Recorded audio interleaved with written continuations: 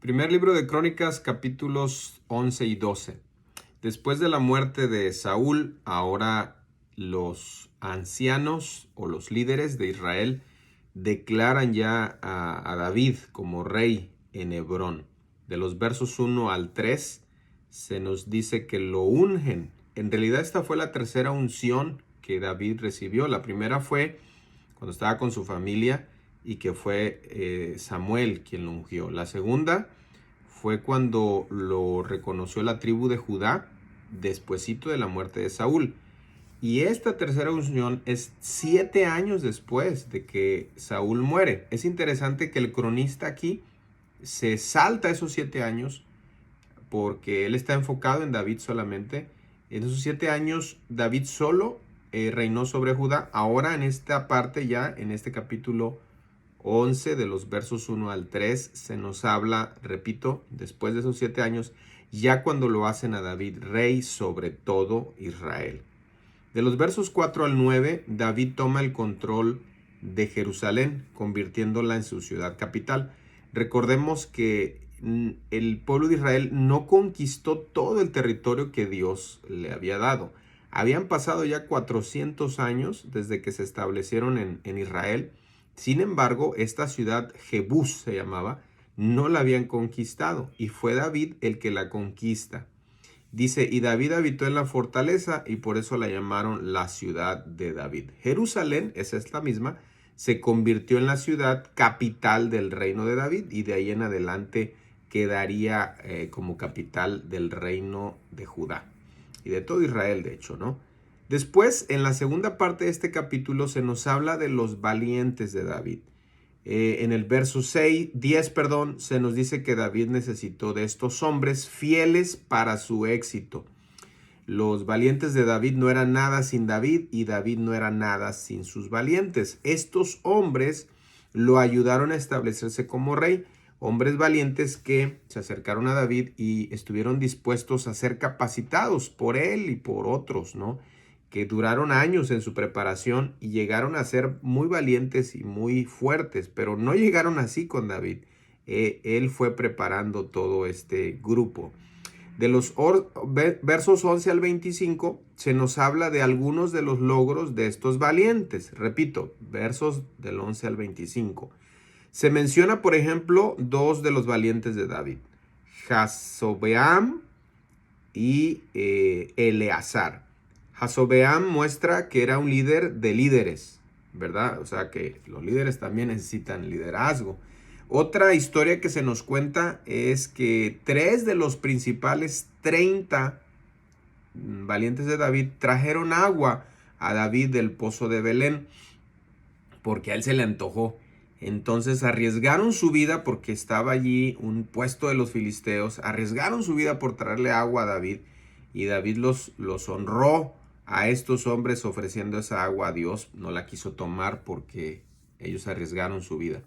Se nos menciona también a Abisai, hermano de Joab. Este líder entre los valientes de David fue famoso por su batalla contra 300.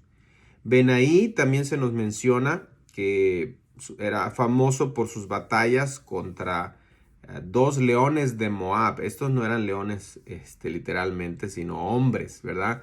Contra un egipcio que tenía 5 codos de estatura. Y también se nos menciona que Benaí mató un león en medio de un foso en tiempo de nieve. Y de los versos 26 al 47 se nos da una lista de honor de los valientes de David. Todos estos hombres fueron muy notables, fueron el fundamento de la grandeza del reino de David. No vinieron a David como grandes hombres, pero Dios usó el liderazgo de David para transformar a esos hombres. En el capítulo 12 continúa hablando ahora del ejército de David. Primero le dedica un capítulo a los valientes, a los cercanos de David, a los que estaban al frente. Pero en el capítulo 12 se nos habla de todo el ejército. Y vemos que también había gente muy valiente dentro del ejército. De los versos 1 y 2 se nos habla que de la tribu de Benjamín, los parientes, digámoslo así, tribales de Saúl, el rey Saúl, el que estaba en el poder, vienen a David cuando David estaba en Siclac. Recordemos que David huye a Siclac, que era territorio filisteo, mientras Saúl estaba vivo y lo andaba persiguiendo. Y ahí David empieza a recibir todos estos hombres. De los versos 13 al 15 se nos habla de diversos personajes, hombres del ejército de David, hombres de guerra muy valientes, diestros con escudo y pavés, es decir que a la ofensiva y defensiva eran muy buenos. Sus rostros eran como rostros de leones, eran ligeros como gacelas sobre las montañas. Se nos habla de los valientes de Gat, que atravesaron el río Jordán cuando estaba crecido. Esto nos habla de la devoción que tenían por su rey. Es decir, que de todas las tribus de Israel, Dios proveyó hombres para que David se llenara de este ejército.